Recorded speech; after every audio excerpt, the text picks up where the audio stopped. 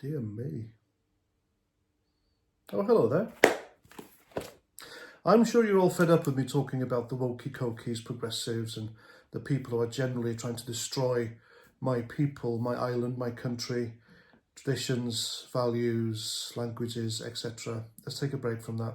So now you may think I'm mad and unsubscribe because I'm talking about something different, but hey-ho, that's your prerogative, freedom of speech, expression, etc., as I'm doing right now.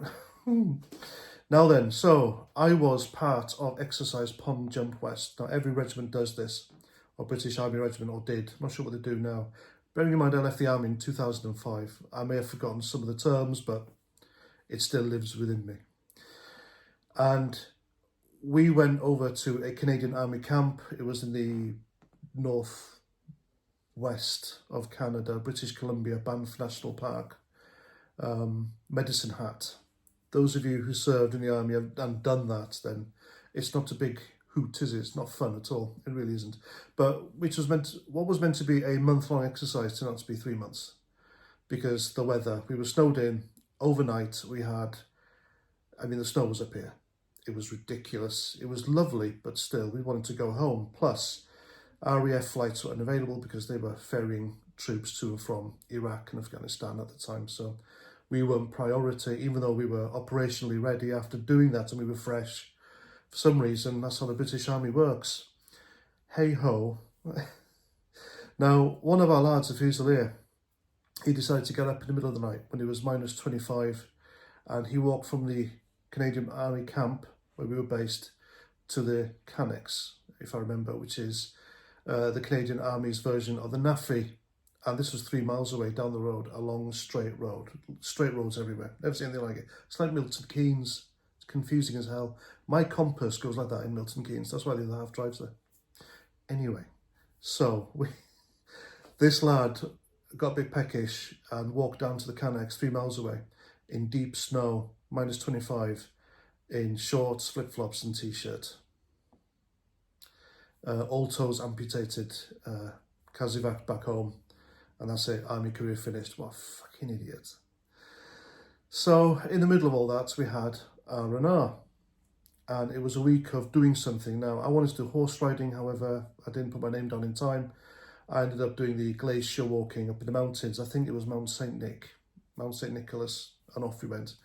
We walked up this trail and the water was lovely. You could drink out of this water. It was blue, but didn't have to give you the shits. And then we got to our little cabin to prepare for the glacial walking with our 3 instructors. There were 3 groups. Now, one morning, while we were walking across this glacier, we were all tied up together, as you see them in the movies, or walking in the Antarctic, so you don't get lost or fall down a crevasse. And the crevasse were deep, I remember, and they were like creepy. Now, these crevasses, don't know what the term for multiple crevasse, but there we go. They were deep and they were creepy, they were spooky, they made weird noises and you can't see down the bottom. It was very dark and the water was very dark green.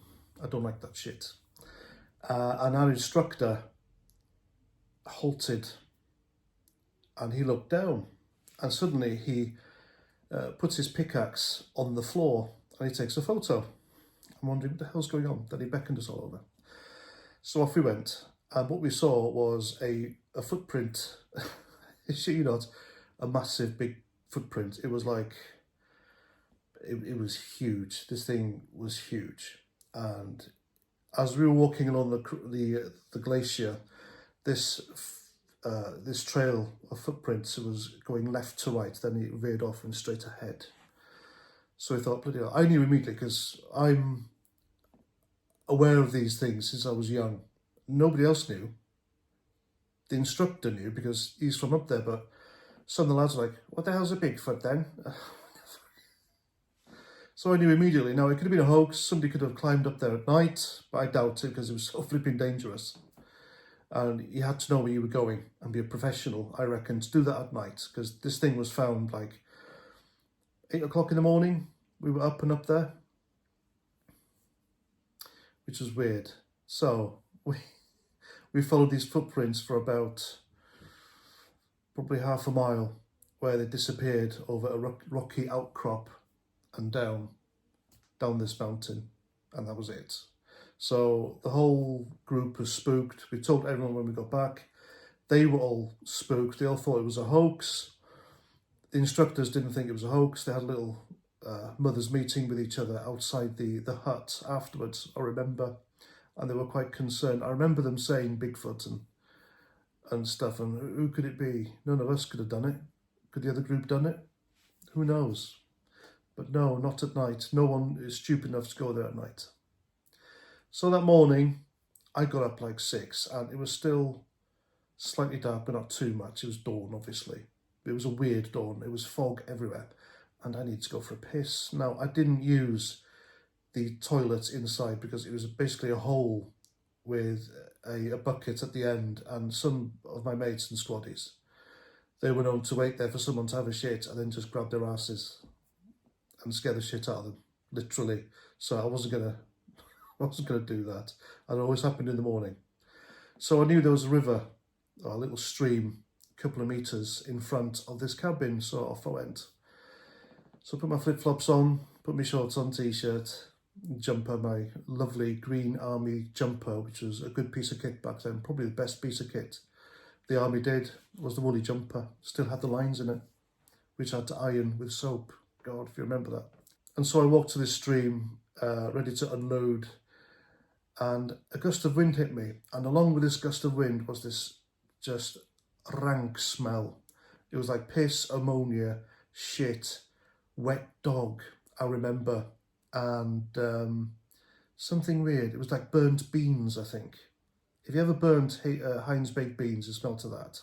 It was a weird concoction. I remember it all coming through my head thinking, what the hell is that? So I'm by this stream, and I've got the todger out, I'm having a wee, and I can see this shape in front of me.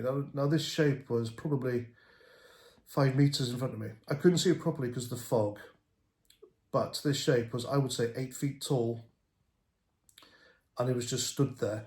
I know it was facing me somehow. Didn't make a sound.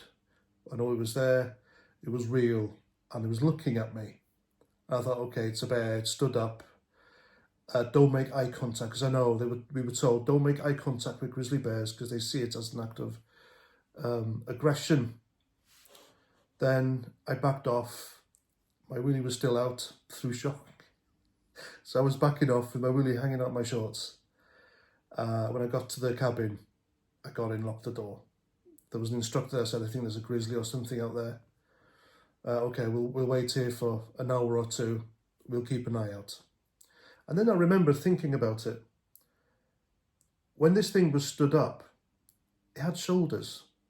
Now, as you can see here, a grizzly bear, any bear, when they stand up, there's no shoulders. It's all conical shaped, isn't it? Like a cone, like a pointy, like a hamster when it stands up in a cage. There's no shoulders, but this thing that was stood there in front of me, it was buff. The shoulders were defined, they were definitive. Whatever was stood there in front of me was a big buff man. It was shredded. I remember, you can see the outline of these things, and there were just bumps everywhere. It was like having He-Man in front of me. It was just weird. And I'm convinced that was Bigfoot. What else could it be? What else could there be stood in front of me? Naked. Could be doggy. I don't know. Could be a cruiser. Waiting for young army lads to go and take a piss in the river. But no, seriously, I believe I saw Bigfoot. It was a big man-shaped sized creature which has stood in front of me up that mountain, that very high mountain with a glacier, literally meters away. What else could it be? But I've thought about it a lot. I've been on many live streams, I've been on paranormal shows talking about this on YouTube and other channels, and they agree with me. It can't be a bear. The only thing that tall could be Bigfoot. It was 8 feet tall. It couldn't have been a bear because it's the shape, it's the shoulders. But there we go. That was different, wasn't it? I hope you like. I'll be back to slagging off the woke later on. Don't you worry about that, I promise you. But let me know what you think in the comments.